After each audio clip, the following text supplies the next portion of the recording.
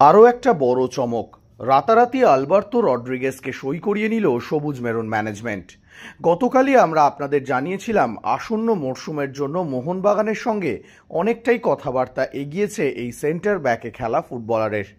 এবছর মোহনবাগানের নতুন কোচ মলিনার পছন্দ মতো দল গঠন করা হচ্ছে।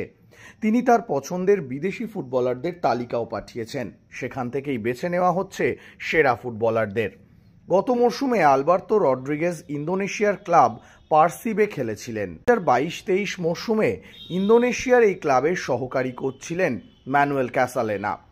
তিনি পারসিবে থাকাকালীন আলবার্তোকে দলে নিয়ে এসেছিলেন। পরে হাবাসের ডাকে সাড়া দিয়ে ইন্দোনেশিয়ার ক্লাব ছেড়ে মোহনবাগানে যোগ দেন ম্যানুয়েল। কিন্তু এই বছর মলিনা দলের দায়িত্ব নেওয়ার পর আলবার্তো রড্রিগেজের দিকেই পা বাড়ায় বাগান ম্যানেজমেন্ট। ফলে বোঝাই যাচ্ছে আলবার্তোর বায়োডাটা অনেক আগে থেকেই বাগান ম্যানেজমেন্টের কাছে ছিল।